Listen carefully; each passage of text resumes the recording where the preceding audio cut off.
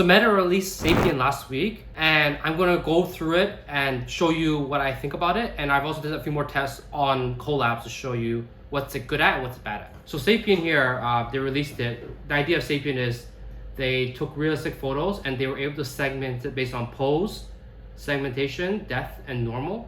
This is pretty huge because before, computer vision was really just good at like identifying different sections, and then they have a demo and they open sourced it, right? So I tested some more. So what I would say is that Sapien uses Coco, so it's very good at identifying the body, the face, the hands, and the feet in the pose position. It has good body part segmentation, so you use 20 different A classes to detect what's good or not. It's good at high resolution images, and it's been trained on a lot of data, so it's pretty good. Right? So as you can see here, this is the input image, and then here you would see it segmented, the depth and normal, right? Now the weaknesses we find here is that you can only do inference right now. You can't actually fine tune it for your scenario, so that would have to wait a little bit. It also uses a very strong GPU, so you can't use it for like normal use case, but you need to have like very expensive equipment to do this, right? The 2B model isn't available for all types of detection.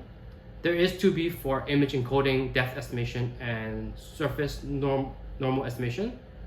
And the body surface estimation model seems to include some extra features in the view. They might have overfit the data a little bit, as you'll see in the next page. And the model sucks when you add more people to it.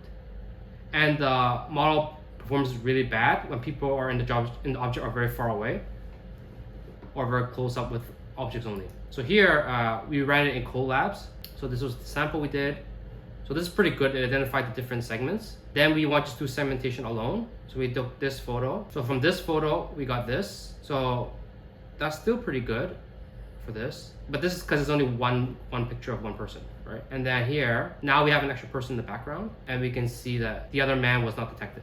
So that's why it doesn't work for other people in the background. So this is another picture where there's two people. And then you can see here that her leg got cut off here. So I still think this model is kind of premature, but it's getting there. This is another picture where we segment the girl from here. And here's an example of like multiple people where it didn't segment it properly. So I think this is a good start. It doesn't work for like more different types of images, like cartoonish or like not realistic photos, but I think this is a big step in the right direction.